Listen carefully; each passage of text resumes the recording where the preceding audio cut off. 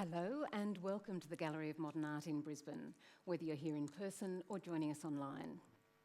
I'm Kate Evans from ABC Radio National, and tonight in this special GoMA Talks event we're asking, do our brains control our behaviour? This question is being asked in response to the gallery's current exhibition, Surrealism, the Poetry of Dreams. This is a question those artists would have loved and indeed explored in their work. But before we begin to examine the many ways we might answer or even ask that question, please welcome our panel.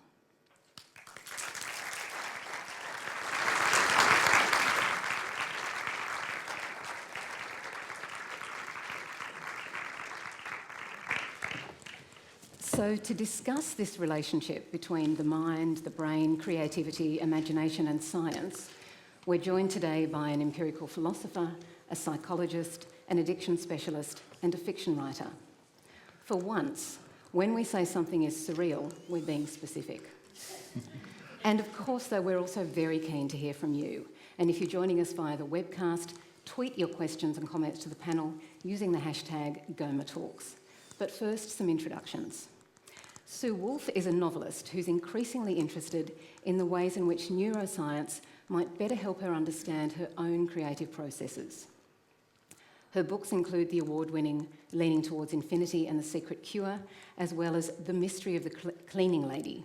A writer looks at obsession, creativity and neuroscience. Hi, Sue. Hello.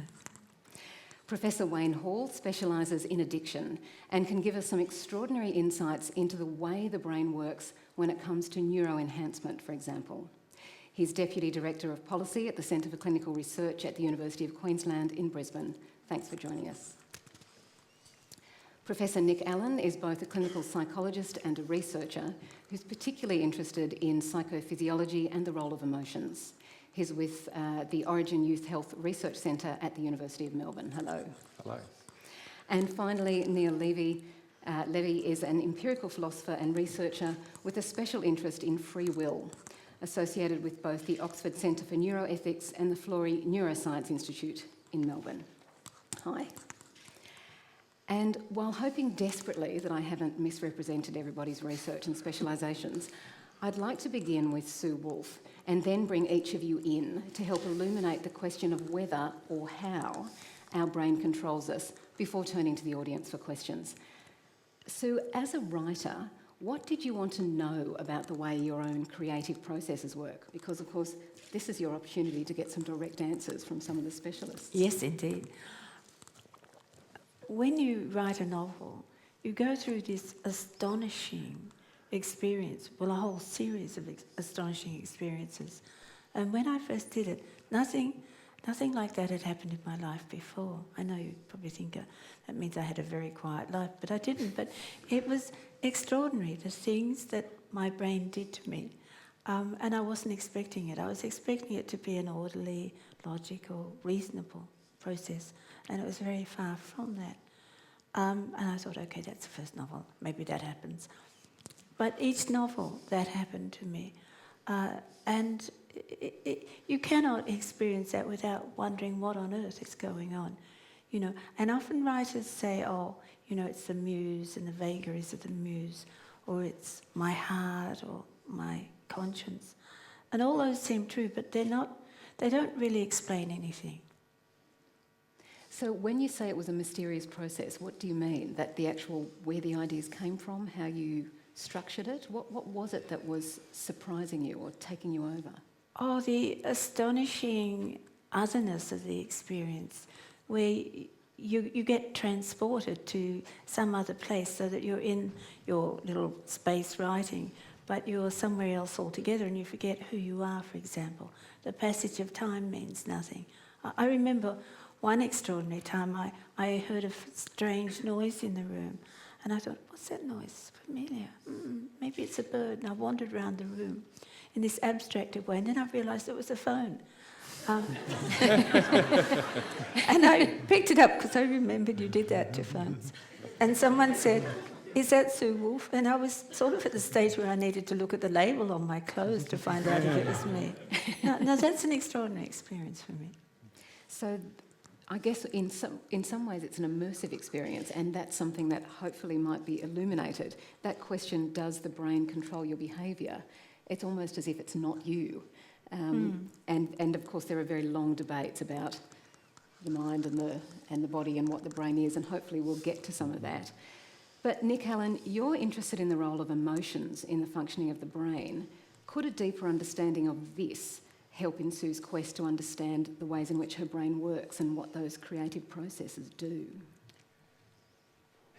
It might. There's at least two aspects that I can think of to this issue. First of all, the question of why we're motivated to be creative in the first place.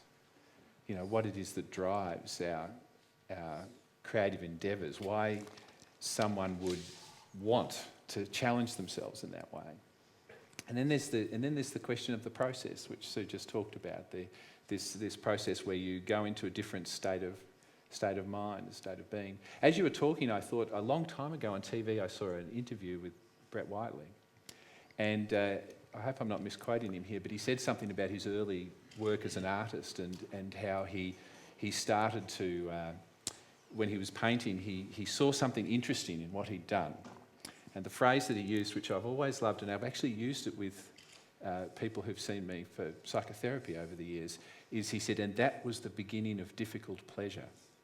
And I thought that was a great phrase to describe this sense that there is something unique that you've seen that only you can do, but it's going to be very challenging and hard to achieve this, you know, to now that you've seen the possibility, it's going to be very challenging to get this realisation of this possibility. And I think that there is something uniquely rewarding about that to the human brain.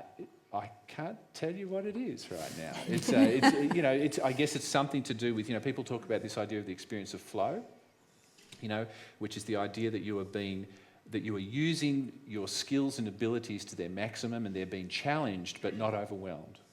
So that you feel this sense of flow. And I guess another concept that's interesting in this regard is the idea of being in the moment, you know, with a process, which I think is something that we've now looked at a lot in the context of mental health, because very often when people, for example, are experiencing depression or anxiety, their minds are not in the moment. They're worrying about what might happen, they're thinking about what did happen. And so we have now some treatments which focus on this. They're called mindfulness-based treatments, which help people to develop the skill to be in the moment. And I think that one of the things that people get out of artistic endeavour is this experience of being in the moment and letting go of all that commentary and what happened and what will happen, but just being here now and being challenged. And that was a very self-conscious process for any of you who've seen the Surrealism exhibition, that the Surrealists use and drew upon in processes like automatic writing. And that was partly a social and cultural claim they were making about wanting to divorce themselves from the other ways in which literature, for example, worked. But it was also about exploring ideas of the mind. But keeping Sue's problem, Sue's dilemma at the centre here, I'd like to turn to Wayne Hall now. Does the answer to Sue's question lie in neuroenhancement? Find the right drug, free up both the creative processes and the ability to concentrate, and you focus the mind and had a bit of a win for the pharmaceutical industry. Well, that's been the research program of writers and artists for several millennia, I think. Yes, a fine long tradition of drug taking. That might be where we are. I mean, certainly we know that drug use can mess up creativity. And there's a very nice book on the drunken muse, which points out, I think, that the great majority of Americans who've ever won the Nobel Prize for Literature have all been terrible drunks. You think about William Faulkner and Ernest Hemingway as quintessential examples of it. And if you look at their history, their careers went down the toilet when they got seriously into alcohol. And so I think there are clear examples of where drug use can mess up creativity.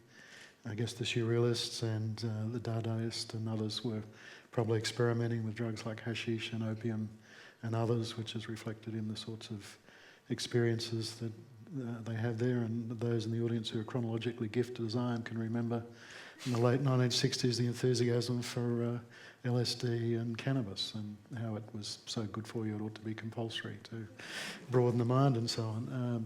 I think that drug use is a fairly mixed blessing. I'm sure there are examples of people like Kubla Khan, the pleasure palace of Kubla Khan is a classic example of an opium dream that was lost because he was interrupted by, well, not a phone call, but someone ringing on the doorbell, as I remember. And is that the right context, though, to use the word neuroenhancement? So what does that mean? Well, it's a buzzy new word that people use for a very old idea, which is what we've just talked about, the use of substances, whether they're plant-based products or pharmaceuticals, to enhance our concentration and attention. And I guess the Beats were using, Kerouac and others were using stimulants to stay awake and write continuously for 48 hours and so on. Judge for yourself what you make of On the Road and other publications of that sort. So I think it's an idea that's been around for a long time, and that we can use drugs to enhance our creative abilities. And we will get more onto your research and the implications of that in a moment. But Neil Levy, as a philosopher, you're particularly interested in free will. So is controlling the mind, using discipline and understanding our own relationship to cognition and taking control of it, is that what's going to get Sue's next novel finished? Well, my own view about creativity, for what it's worth, is that it comes out of a mixture of control and deliberate letting go of control. So very gifted creative artists, I've looked at this in jazz musicians, for instance, spend a lot of time practicing, and practicing in a very self-conscious way. And that may be, quite intellectualized process. May involve scales, it may involve analysing music and working out the harmonic structure. But the idea is to get all of that so under control that you can let go of control and be able to call upon it without any kind of thought. And then if you look at the way they describe their experiences, it's an experience of immersion where they don't see themselves as exercising any kind of conscious control. So Sonny Rollins, the great tenor sax player, talks about how the music just takes over. It feels as though he's not playing it, as though it's just coming through him. But he's famously obsessive about practice and in a very kind of controlled way. So what I think we do is we build up banks of skills in a quite deliberate way, and then creativity comes from allowing those skills to be expressed and for the different banks of skills to interact in the moment. So it's a mixture of control and a deliberate kind of loss of control or giving up of control. And I guess there's the question of control or subconscious, I'm not even sure if that's a word that's still being used in your field or not, has just been referred to by Gary Burge on Twitter, who's just asked about the dreaming mind and its involvement with the theory of mind. Is that something that you would answer? Well, theory of mind's a technical term. He's capitalised it, so I assume he's using it in the technical term. Where theory of mind is, or sometimes called mind reading, is our ability to attribute mental states to others. So it's the deficit that's involved in autism. People with autism have trouble knowing what other people are thinking, not in any kind of spooky way, but in the kind of way in which, I know that you're puzzled by what I'm saying, or you have an incredulous look on your face, or whatever it might be. I can pick up on those cues reasonably well because I have theory of mind, and autistic people have trouble with theory of mind and might have to use a much more... It's a kind of good example of the kind of thing I was talking about, because autistic people may be able to mimic the ability, but using a much more effortful and conscious process, whereas we do it unconsciously and without having to use any kind of effort at all. But I really have no idea about any work on theory of mind and dreams. Other panelists know anything about it? I must say I can't bring to mind any research on the topic, but conceptually it makes sense, because if you're dreaming and you've got multiple characters, then you have to, in a sense, with your own mind, motivate each character. Each character in your dream has got to have motivations, opinions, emotions, and so forth, and so you need to project them. Very often dreams are from a first-person point of view. You're there in the dream and you've seen other people. So in that sense, it must call on theory of mindability. I don't know if people have looked at this in people with autism, for example, see if their dreams are different. But in that sense, it's very similar to writing a novel, I guess. When you're writing a novel, you've got to invent characters with motivations, and you've got to put yourself in a character's shoes who may be a very different kind of person to you. Now, I have a feeling that we're going to run out of time and things to talk about very quickly, because that was the end of the section that I imagined as the quick snapshot of who everybody is, and we seem to be, well and truly into it. Now, does anybody want to leap in with a question from the audience at this point? And I can see that there's somebody over here to the right, to my right rather, stage right, just up here.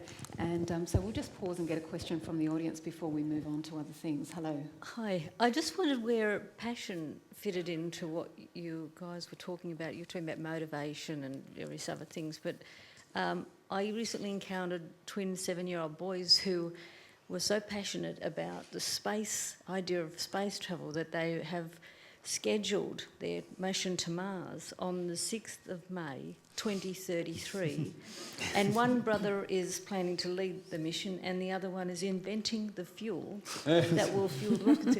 And this kind of passion that seems to drive their whole all their life, at that time, but even as adults, where does that fit into all this sort of stuff?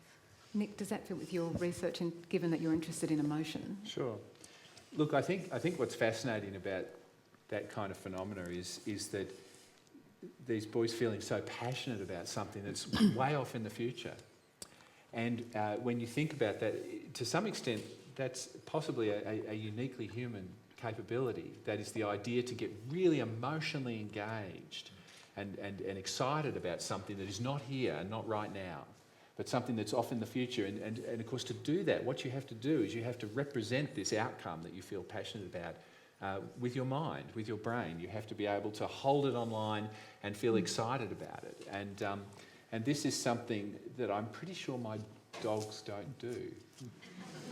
They're pretty much about the here and now. So, it's interesting. It relates a little bit to that question I touched on before, which is that in a way, this capacity to project ourselves into the future and to imagine futures for ourselves and be passionate about them and plan for things like inventing rocket fuel for a trip to the moon is part of what makes us, uniquely human and gives us our great capacity for planning and doing complex things.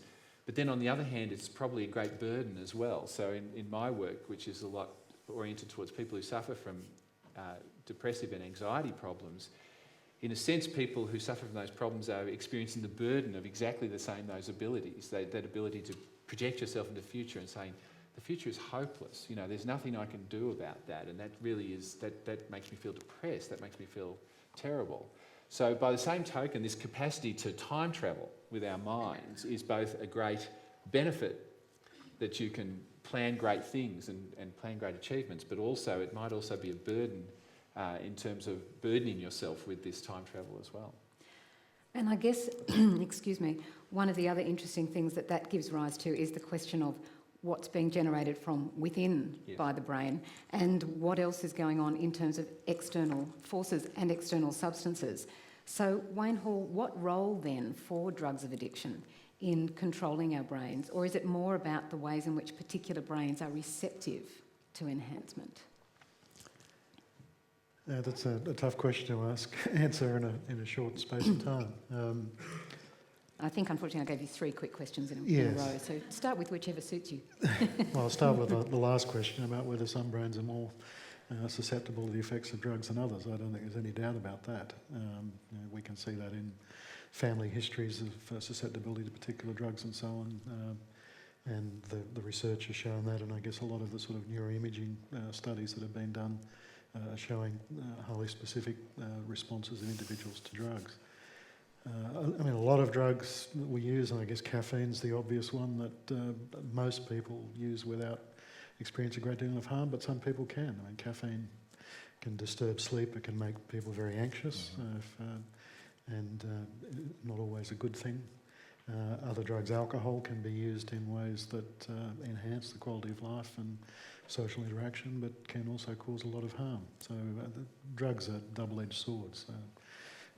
But so is the research into it, isn't it? Because there are all sorts of policy and ethics implications for deciding to pursue the line of whether some brains and some people are more susceptible to addiction than others, aren't there? So what are the ethical issues around even asking those questions? Are there ethical or policy implications around asking the questions? Well, there certainly are. I mean, the obvious ethical implication of focusing on particular individuals' susceptibility is stigmatisation can make a bad situation a lot worse if it's not done in an appropriate way.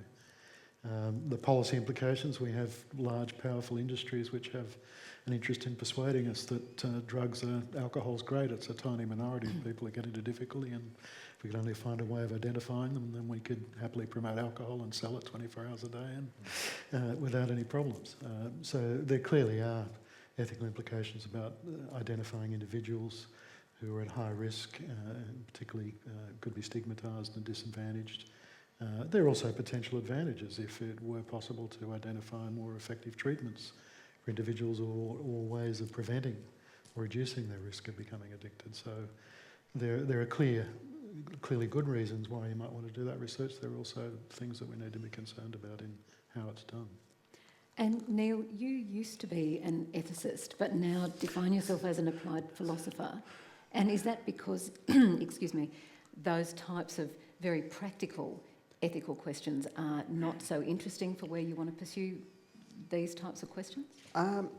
The questions that interest me are a bit broader. So they're still very applied questions, but rather than being about policy, which I think policy questions should be answered not just by philosophers, and I think it's a mistake that philosophers make all the time, is to try to answer policy questions, and they just don't have the expertise. Instead, policy questions should be addressed by interdisciplinary groups of people, groups like those that Wayne is involved with. But what philosophers can contribute is to a bigger picture type of question about what does it mean to be human? How should can we incorporate what we're learning from neuroscience about the fractionation of the mind, the way in which the mind seems to consist of an innumerable number of independent mechanisms, many of which are not communicating directly with the conscious mind at all. And certainly when they do communicate with the conscious mind, they communicate in a way that's kind of strips information. Can we incorporate all of that into our conception of what it means to be a person? Do we need to revise that conception? Do we need to give up thinking of ourselves as persons at all? Or can we save the kind of traditional humanist notion of what it means to be human? And some of those questions of what it means to be a person, as you say, can and should be integrated in a complex way into policy. But it seems to me, Sue, that you're also asking these questions about what you might learn from this research, neuroscience-type research, into pedagogical questions. What does it mean as somebody who teaches creative writing to think about what those creative processes are? Do you expect that the type of research being done by these panellists might help to make you a better teacher of the creative process? I would love that if that was so. It's an extraordinary thing to lead people into creative practice. I mean, it's also humbling. And yes, I'm very conscious of the neuroscience I've read. I mean, I've come to this totally as an autodidact. I'm constantly worried that I'm reading the wrong thing or I'm thinking the wrong thing. But I'm fascinated with the creative process, and one of my biggest teachers is myself, of course. And I watch them relish it and change and get elated by it on a very long-term basis, because we have them sometimes for several years. And the change is extraordinary. They become very different. And so I've just been slightly distracted by a Twitter question here that has got me thinking 2 steps ahead to something that I know you're interested in, as I am on a personal level, which is that Gary again has asked about the way in which the form or the shape of our brain might determine, us and who we are. This is a big issue for me because I have a severely disabled daughter whose brain doesn't work the way that ours do. So they didn't know this when they asked me to take part in this discussion, but I actually spent a lot of time with neurologists and looking at MRI images. And so I find that a very vexed question, the question of what our brain and our mind does in terms of what it means to be human for people who don't fit the same model as everybody else. But Sue, I know you've actually had to confront that question of disability, which I think is the classic point where the way in which we're defined culturally and the way that we're defined biologically just clash, because there are so many issues of discrimination and the way the world's shaped that forms a person with a disability as much as, or I guess that's the question, the actual shape of the brain does. But you had to confront that story in your own family, didn't you? Oh yes, very much. My third novel was inspired, I suppose, really by the realisation that my brother, who was put into a home when he was very young, before my birth, was autistic. I didn't realise that at the time, and no one ever told me about that in my childhood. But perhaps they didn't even know. There are all sorts of funny explanations which these people would know for all the way that autism was described in the 50s. But I guess it's given me a lifelong fascination with oddness of mind. Perhaps all novelists are odd anyway, because we're doing something a bit like those children that the person talked about. You know, we're in a world of our own a lot of the time, while we're sort of trying to stumble around the ordinary world. And that must take a certain oddness of, at least of attitude, if not of mind. Well, and part of what you wrote about there was the way in which earlier theories of autism and Asperger's in particular worked on, blaming mothers and saying that it was all about what mothers had done. So how much in your field is there still that, those very vexed questions about biology and culture? I mean, it seems like it seems as though it should be a very old-fashioned division, but is that still the pointy end of the debate in your field? I don't think it is anymore. I think most scientists working in the area of neuroscience and human behaviour are much more sophisticated about those questions now. You don't hear people talking about nature versus nurture anymore. And actually, but the popular versions of what you do often seems increasingly biologically determinist. I'm not saying that that's what it is, but the way it's represented, particularly, say, evolutionary based research, as a feminist can make your blood boil. And again, it may be just the way in which it's taken up in a lot of popular media. Well, I think that's an important point. I think we assume that the scientist's sophisticated understanding is what's read and understood in the community. I mean, a lot of it's refracted through people's pre-existing prejudices. And I think the easiest example to illustrate that was, 15 or 20 years ago, the so-called discovery of the gay gene. And that was taken up by a lot of people in the gay advocacy movement, saying that being gay wasn't an individual choice, it was a matter of biology, and so we should stop persecuting people whose sexual preferences differed from the rest of us. And of course you had people whose prejudices were reinforced. They said, there, shows, it's a disease, it's immoral, it's wrong, and we have to get rid of it. So I think we tend to see that with the neuroscience research on addiction. If your pre-existing attitudes towards addicted individuals is one that demonises them, this sort of research can be seen as reinforcing those sorts of prejudices. So I don't think there's any simple reading of the sort of research that comes out of laboratories, and it has to be seen in the context of people's pre-existing views and worldviews, and they're often more important. While I think that's true, I do think there are scientists themselves. I mean, I agree that the science doesn't support these simplistic views. There are scientists themselves who put them in those frames. And I'll name one, Simon Baron-Cohen in particular has made a career out of simplistic interpretations of bad experiments. I should say that he also does some very good work. It's just when he turns to gender, suddenly he doesn't feel he needs to do decent work. And sorry, I interrupted you halfway through a sentence there. No, that's okay. I was just going to point out that I think this relates, there's a Twitter comment here about what does neuroscience think today about the plasticity of the brain?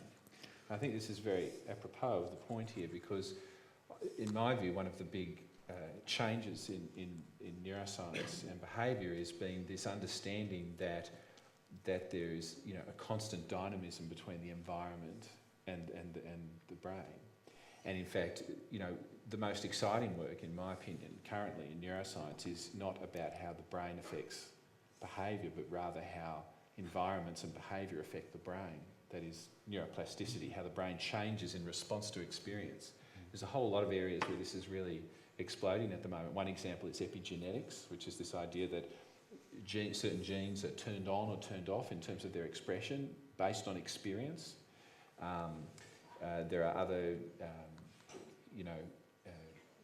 work that's looking at the way in which the brain develops differently based on certain kinds of experiences. A lot of this has been based on fairly extreme experiences, like for instance there's the case of the children who were brought up in orphanages in Romania and who were then adopted into different kinds of environments, and that's turned out to be a very powerful natural experiment to understand the role of early deprivation and its impact on the brain. So, and this research is all telling us pretty much the same thing in my view, which is that biological determinism can't stand, that there's a constant interplay between biology and the environment and behaviour. These things are all influencing each other right throughout development. And so any simplistic understanding of here's the gene for this behaviour or, something like that, it doesn't stand up to scrutiny and it's not consistent with the scientific evidence. Are there any other questions from the audience? Yes, actually, there's a whole raft of them, and there are microphone wranglers. So while we're getting to you, I think we've got somebody right here ready to go.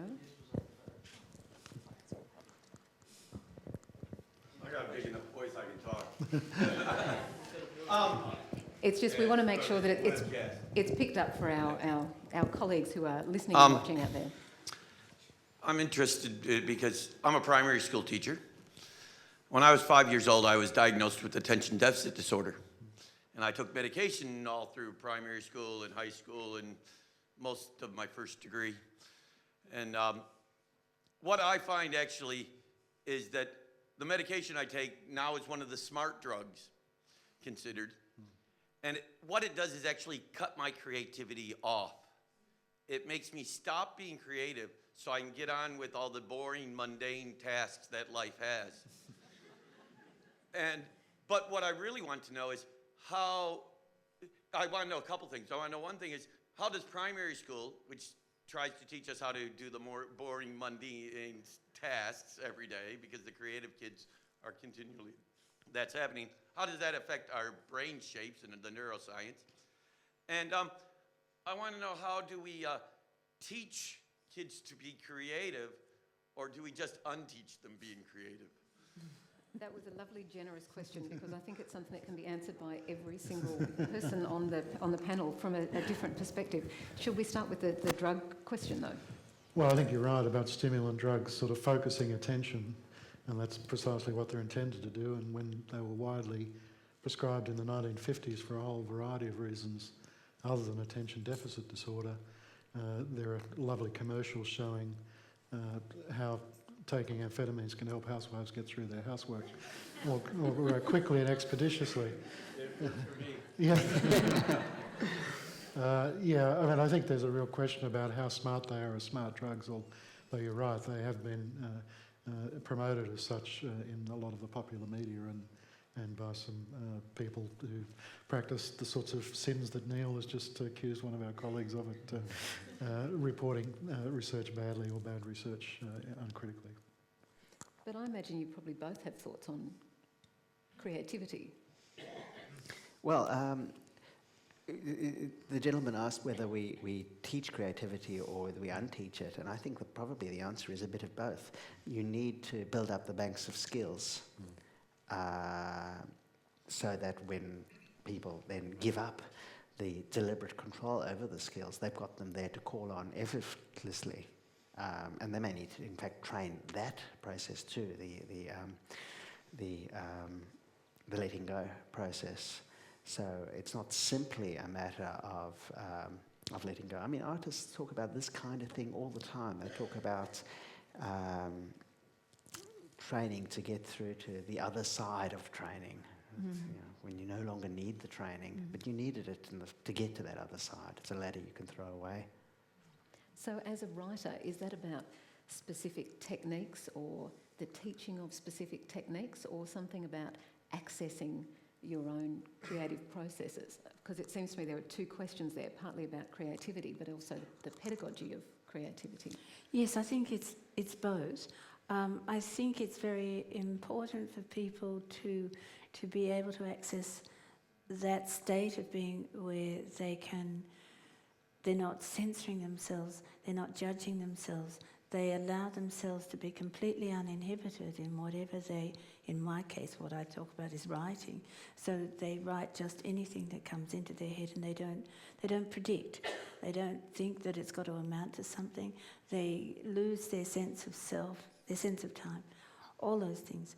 And that's really, I find that really, it's very difficult for people to learn, and I'm wondering how primary school kids lose it, because in fact a lot of adults are going back to that childhood pleasure of just being like that without judgment, without self-criticism.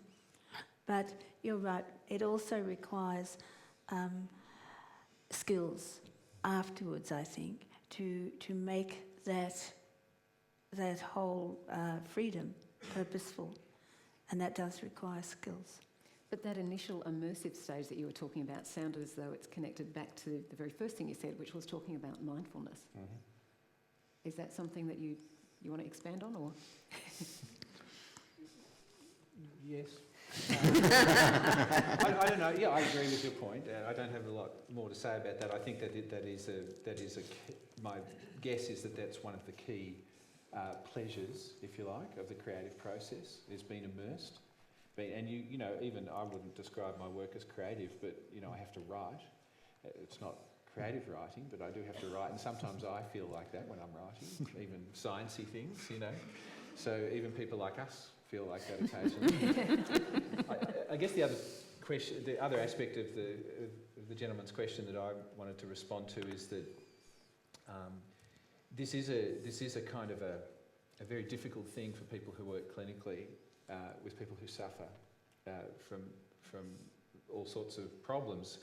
In many cases, there are medications which are helpful with the suffering, but that may have other negative effects. And finding this balance between the reduction of suffering versus allowing the person to continue to function is a real dilemma for clinicians. People who, for example, have experiences of bipolar disorder, where they might have phases of mania and depression, they like to have medications which are going to cut off those terrible experiences, but they don't like feeling blunted. Mm-hmm. And for many people, both the clinician and the person who is dealing with these problems, it's a real Faustian bargain that you have to make between keeping your sanity while also keeping your humanity. And there's no simple answer to it, but it's a tough call for both the person who's dealing with these things and the clinical person who's trying to help them. And of course, there are so many different ways in which there might be clinical intervention, and I'm not sure that it's relevant for those specific examples. But Wayne, I'm interested in some of the types of I guess, more medicalised interventions that I know that you've done research on. And, for example, in the treatment of addiction and various other neurological disorders, there are practices like deep brain stimulation. Now, what are they and how does that work? I mean, do you put that in the category of, maybe not clinical, but of interventions into the brain? Well, deep brain stimulation has primarily been used to treat serious neurological diseases like Parkinson's disease. It's been proposed and it's being trialled for treating intractable depression, people who've failed to respond to the sorts of drug treatments that Nick has just been describing. Deep brain stimulation involves inserting electrodes deep into brain structures in the subthalamic nucleus, which is in the centre of the brain. It's implicated in movement disorders, and it's been shown to be very effective in relieving the symptoms of severe Parkinson's in patients who've failed to respond to or who no longer respond to the more traditional forms of drug treatment. They're fairly spectacular. The media love them because there's a science fiction feel about them. I don't think we're going to see that as a first-line treatment delivered by your local GP for addiction or obesity or other things that people have been talking about them as treatments for. I think their cost, the very high level of expertise of neurosurgeons and other specialty people involved in providing that really preclude it, other than as a sort of a last-line treatment for people who failed at other forms of treatment. But even so, I mean, I guess what we're talking about there is interventions into the mind. And so I wonder, Neil, how well are we regulating those types of interventions, not just that, which I guess is an extreme example, but a whole range of interventions into the mind? Well, one of the problems is, of course, that pharmaceutical companies often have much bigger budgets and much more staff and so forth than the regulators, and there's a lot of money in many of these medications. In addition, there are new techniques coming out, things like deep brain stimulation and transcranial magnetic stimulation. We can be sure that people aren't going to use these at home because they're just too complex and too expensive. But there's a new technique, relatively new, called transcranial direct current stimulation, which you can find the plans on the internet to build one. It'll cost you under $1,000. I think you can probably do it for about $500. And people are using this at home. So far, we don't know of any side effects worse than headaches, but it's very new. And I do worry about people using it on themselves. But it's completely refractory to regulation. You can't regulate this kind of thing. It's just too simple to build. It would require huge censorship or huge infringements of civil liberties to prevent. But I do think it's important to take some of the heat out of the debate and realise that people are changing their brains all the time. They're changing them the normal brain is set up to change in response to sound waves, conversation, talk. It's set up to change in response to experience. It causes the connections between synapses to change in various ways and lay down memories. So the fact that brains are being changed shouldn't be worrying us in itself. But yet it's interesting, Neil, because it's almost like enhancement of brain function it seems to represent in the public debate at least a special category. I mean, no one suggests I shouldn't wear my glasses, that it would somehow impinge on my humanity to enhance my eyesight artificially. And yet if we talk about enhancing brain function, suddenly we're no longer human in a way. And I'm just curious about that distinction that people make. Well, I think the brain is, the core of who we are. So yes. You can understand why people get particularly worked up about it. But what is education if not cognitive enhancement? Yep. So even though brains are especially important, we change them and enhance ourselves all the time. I think there's a huge number of social changes which can be seen as cognitive enhancements. The internet is a cognitive enhancement. Yes, yes. Yeah. Well, and even the specific types of research that you're all doing, I mean, we shouldn't be talking about this as if this is something that has only happened in the last 10 or even 20 years. And in fact, the fact that we're sitting here at the Gallery of Modern Art and just outside is a Surrealism exhibition. The Surrealists, a number of Surrealists, took photos in the 1920s that were taken in the 1860s in the Salpêtrière Hospital in Paris, that were photos done by neurologists experimenting on all sorts of things, but they were particularly interested in the hysterics. And they took those clinical photos that were very much about performing different types of disorders, and they presented those as artistic photos in the Surrealism context. But this was in the 1860s when things like Duchenne muscular dystrophy was being, discovered and experimented on, and all sorts of things were happening, which is by way of a slight spiel if you haven't seen the exhibition. There's a lot there to think about. But it's not all benign though, is it, Wayne? I mean, we were talking about some of the interventions into the brain and even regulation, and there are things that happen in other countries and other regimes that aren't perhaps as well regulated as they are here, where, when we were talking the other day, you said, look, there are cowboys. What are the cowboys doing? How are they writing our brains, or somebody else's brains? Well, in the case of addiction, we've had Russian and Chinese neurosurgeons who've been performing neurosurgery on heroin addicts, largely ablating, that is, inserting electrodes and ablating or reducing the size of pleasure centres. They're no longer interested in heroin. That problem solved is very much the attitude of some of the surgeons, and this is being done for profit in both China and Russia. So there certainly are intrusive interventions. It's not peculiar to addiction. I'm aware there have been similar procedures promoted in Canada recently, invasive procedures that are supposedly cures for multiple sclerosis. I've just been reading today efforts to attempt to reduce stem cell tourism, where people are going to other countries to undergo risky treatments that have been unevaluated as treatments for spinal cord injury or Parkinson's disease or what have you. So this has always been a fringe in medical practice of people engaged in doing things that are seen as risky, and the media often love it, and people who are prepared to take risks are often rewarded for doing so. And then you've got a lot of desperate patients on the other side of the equation with disorders that for which there's no effective treatment. So you can understand the demand for these sorts of treatments, and I agree with Neil, there are real major challenges in regulating treatments in these areas.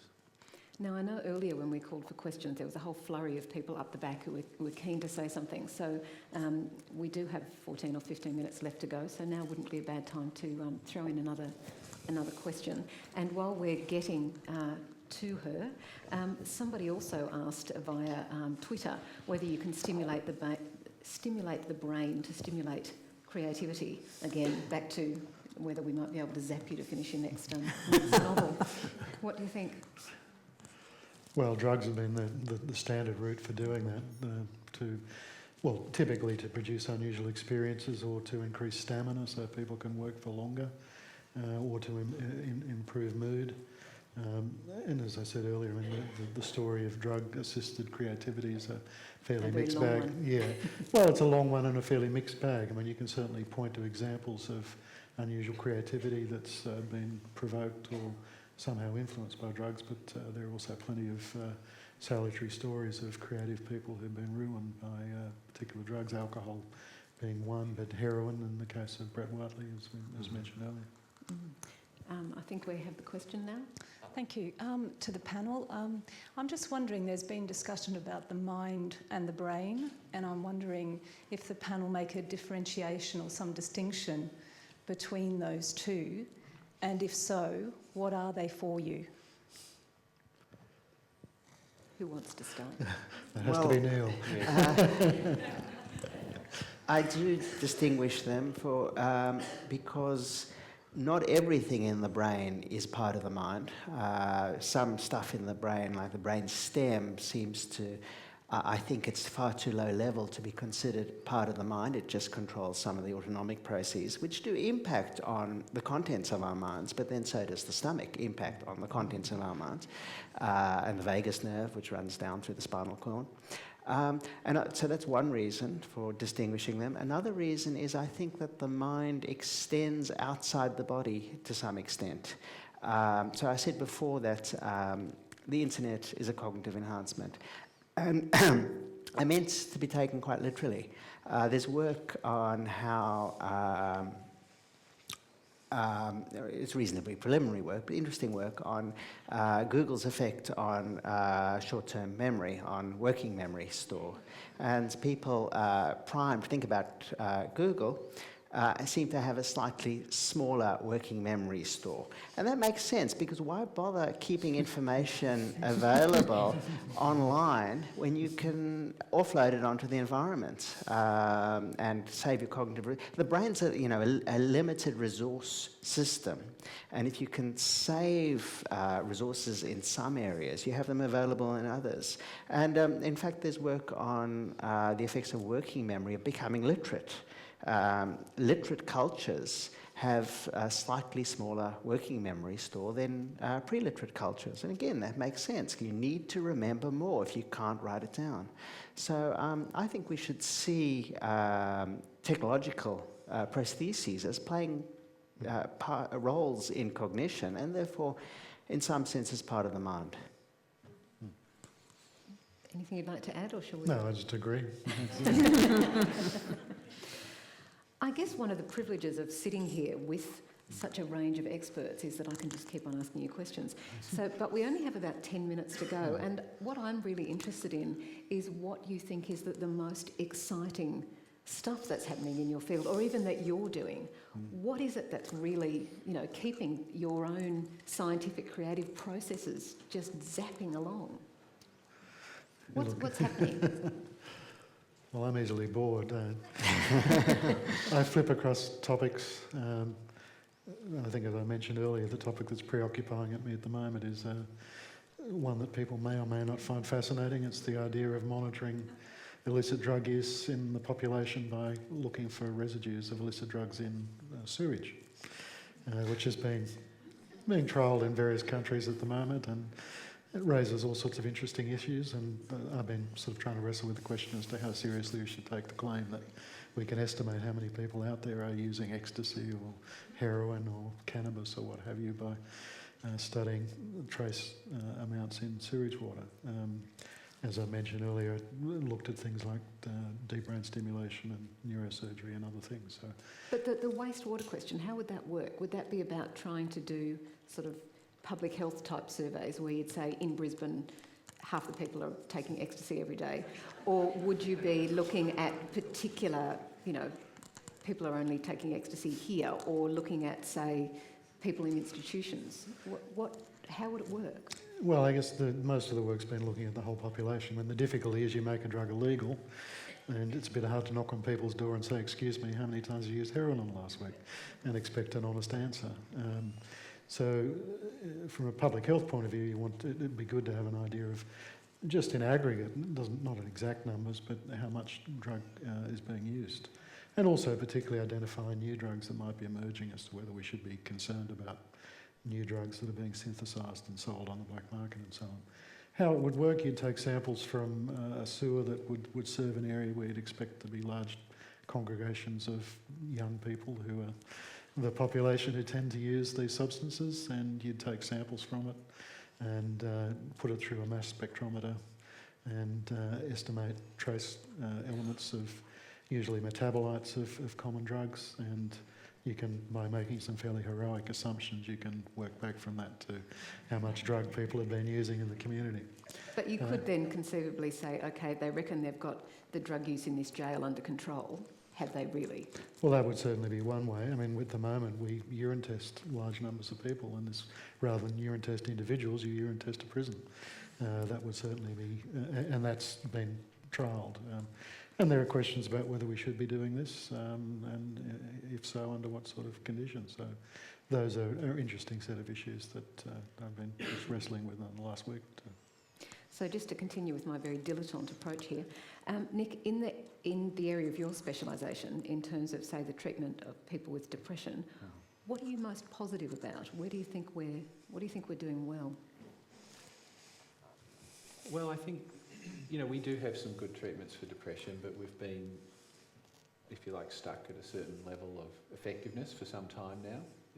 Although the people have come up with new medications, they haven't been more effective. People have come up with new approaches to counselling and psychotherapy, and they've been effective, but not more effective than what we've had before. So I think there's a challenge. To me, where my interest lies at the moment is in prevention and early intervention, and the idea that if we are able to intervene earlier and encourage healthy development, that we might be able to prevent the problems. And I think in a problem like depression has such a high prevalence in the community, we're really probably never going to have enough psychiatrists and psychologists and mental health workers to treat everyone in the typical sense. So I think preventative approaches have to be part of the emphasis.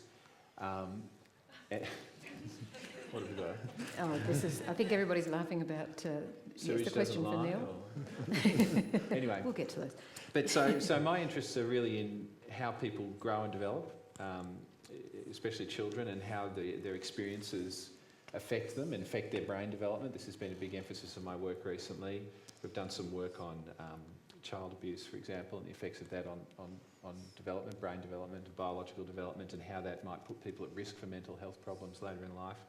But I guess the thing that is really interesting to me now, and it's in a sense quite a provocative topic, is are there experiences that are less extreme than abuse that are also affecting the way children grow up? You know, are there variations in the way families function that are also affecting the way people develop biologically, and whether that sets people up for certain kinds of mental health problems? And Neil, in your field, are there new questions that you want to ask, or areas that you're feeling particularly sort of excited? So I think everybody's being distracted by questions like, is the real question whether the internet has made us lazy and not just efficient, or question of junkies hanging around sewage plants? They'd be wasting their time. We're talking about nanograms per litre. That's never stopped junkies behaving irrationally in the past, however. I've divided, like Wayne, I get bored easily, so I've liked to have different topics on the go. And in the past, I've been a traditional philosopher of free will who does what's called armchair philosophy, you know, sitting down and thinking hard. And then half my work has been much more empirical, reading scientists, talking to scientists, and even dabbling in science myself. What I'm getting interested in now is combining these two. There was a question a while back about, isn't the real question, how much conscious control do we have? And I'm actually interested in not just answering that question, which is becoming a hot topic, but asking why the conscious bit in conscious control matters. Everybody assumes it does, but what's consciousness actually, what functional role is it performing that it's such that it's important that there's conscious control? Why not unconscious control? Since after all, so much of what we do is controlled by subpersonal systems that we don't have any access to.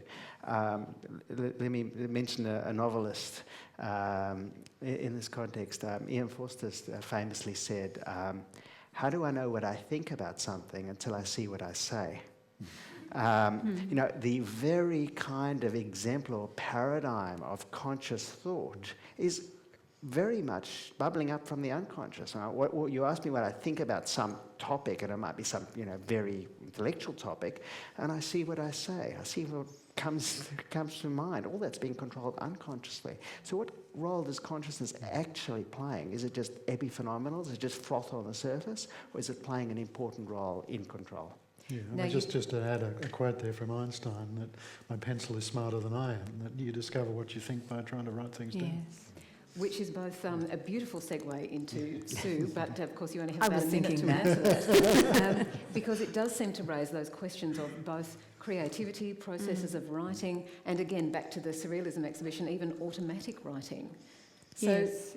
has this discussion helped your quest for the way in which the brain or the mind responds to or creates creativity? It's very stimulating. I just wanted to say that I'm at that very interesting interface where I'm finishing a novel, which is with the publisher. So it's full. My experience with that is full of conscious control. I have to apply technique and skill, whatever I have of it, and all that sort of thing, to make that novel work so that a reader can understand it.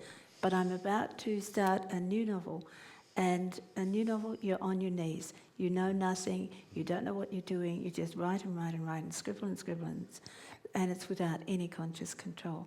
So it's a very interesting moment to be finishing one and starting another, because you ricochet between those two states. And we, of course, have been ricocheting between specialisations, stories and issues, but thank you very much, and many thanks to all our guests and to the Gallery of Modern Art's GoMA Talks program. Thanks especially to Donna McColm and her team working behind the scenes. I'm Kate Evans. Please join me on air at ABC Radio National's Rear Vision program, and come back here in a fortnight to meet my charming colleague, and he really is charming, Richard Adey, presenter of Life Matters, because he'll be here on Thursday the 29th of September, and he'll have a panel of sweet young things talking about young minds and our creative future. Thanks so much for joining us all, and good night.